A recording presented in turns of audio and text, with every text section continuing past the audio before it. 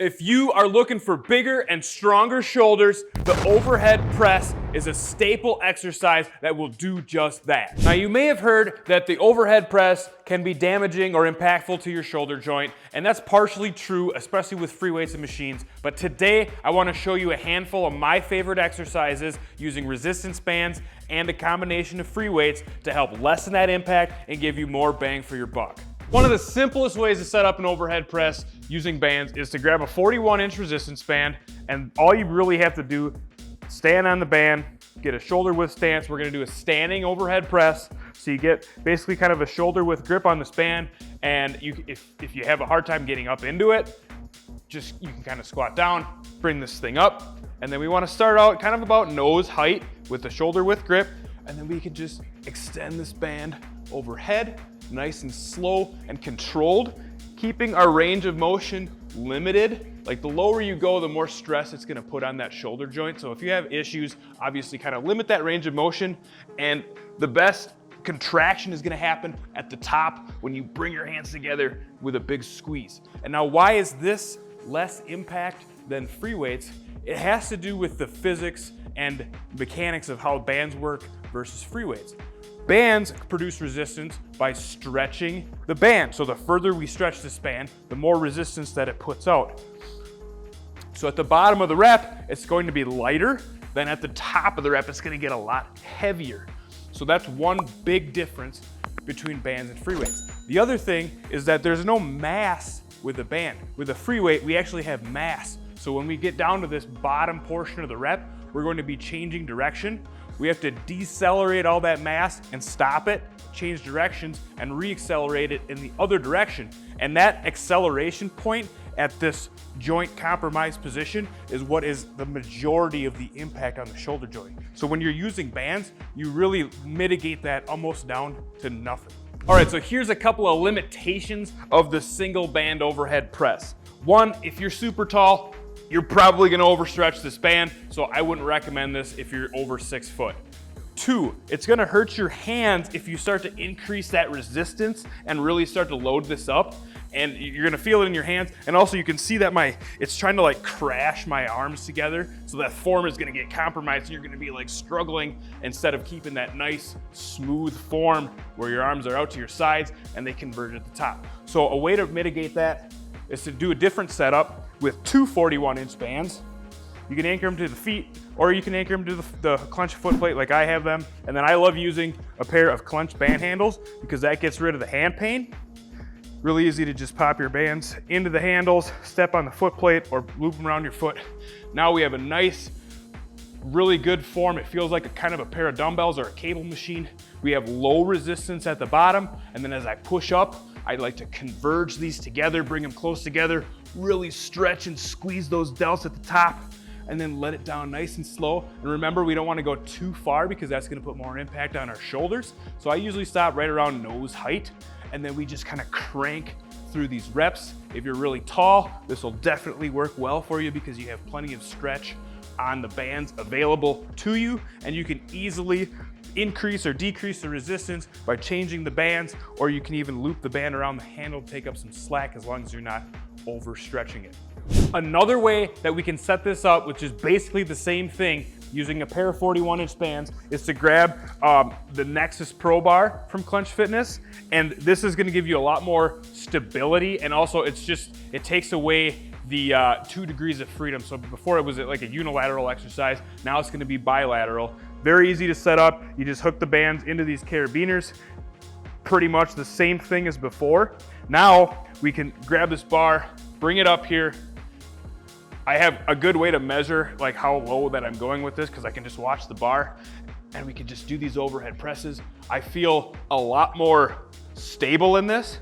We do miss out on that convergence, so our hands don't go together at the top because they're fixed to the bar. But I can still get a good load on this. I feel a lot more stable, and I'm gonna be able to really grind out the reps here. And the other added benefit of the Nexus bar is I can stack some plates on the outside of this bar to fine tune that resistance and give me a little bit more resistance at the bottom. So you will notice with bands alone, you're gonna have a pretty big difference in resistance between the bottom of the rep and the top of the rep. And if it's too light at the bottom, I like to stack on some free weights. I don't like to go super heavy because obviously that's gonna start impacting my shoulders the more free weights that I add. But you can add a pair of 5s, a pair of 10s, maybe a pair of 25s, and it's gonna really change that strength curve of the exercise and allow you to fine tune it and go heavy and get some good muscle hypertrophy and strength building.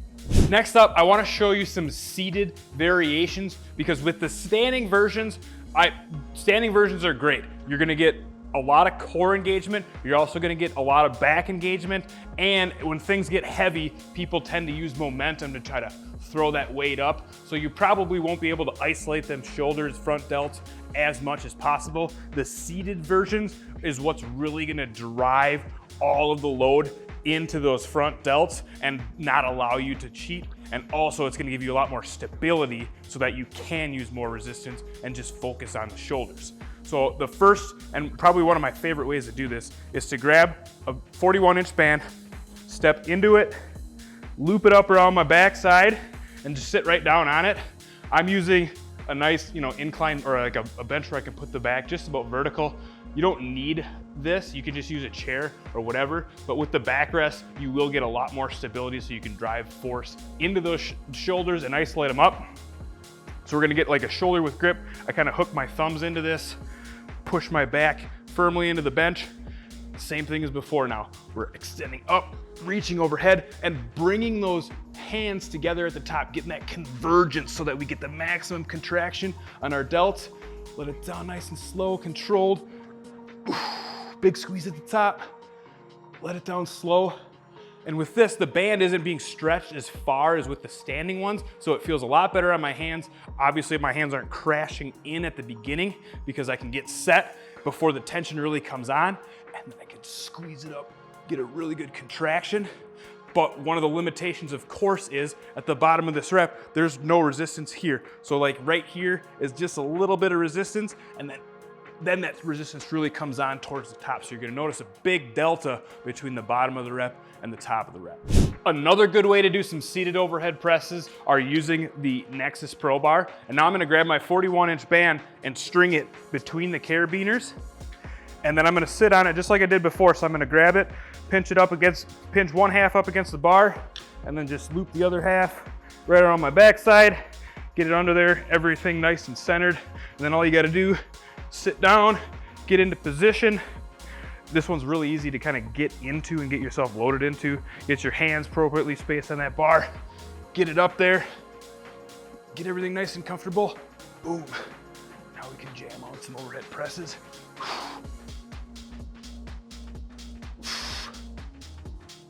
These feel really comfortable. Obviously, we don't get that convergence at the top. We can still get a really good squeeze, fully extend those shoulders, get them nice and contracted, let it down nice and slow.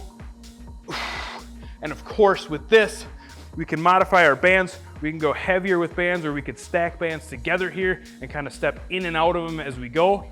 Or we could also add plate weights to the outside of this to give us some more resistance at the bottom and really control that strength curve.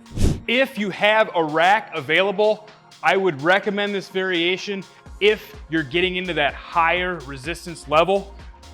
The reason for that is because you can set the bar up, you can get the bands in position, you get yourself underneath of this, and you can also set the safeties to a good position so that when you get into this, you can just crank through the reps, big squeeze at the top, let it down slow, and go for all of the marbles. All right, I hope you enjoyed all these different variations of overhead presses, and I hope that you're not scared to try them out, especially with resistance bands. Furthermore, if you like what you saw today, be sure to smash that like button. If you want more shoulder exercises or workouts, check out the on-screen video links. We have plenty of content on this channel for you to keep watching. Furthermore, if you need any of the resistance bands or accessories shown today, head over to clenchfitness.com. We will hook you up, and thank you for watching.